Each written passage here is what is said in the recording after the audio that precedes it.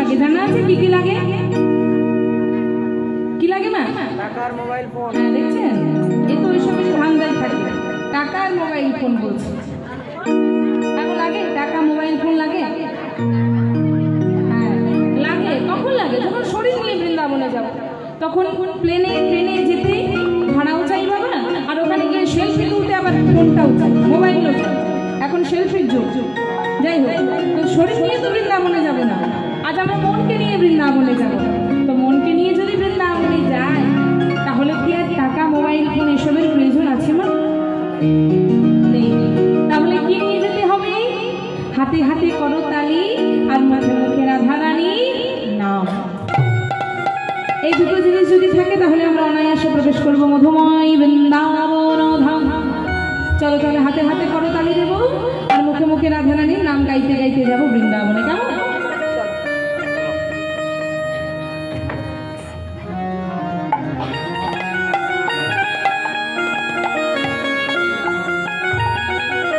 আর বৃন্দাবনে যখন যাবো, তখন গোপী ভাব নিয়ে যাবো, কারণ বৃন্দাবনে সবাই তো গোপী ছিল।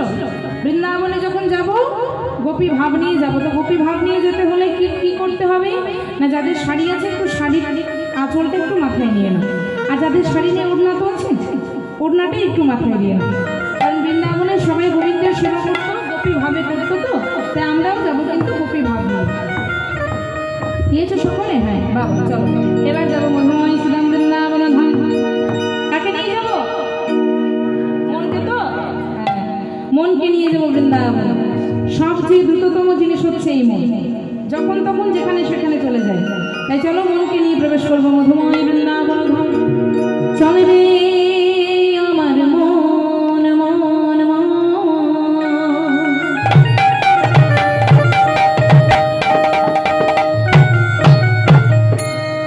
ওই মধু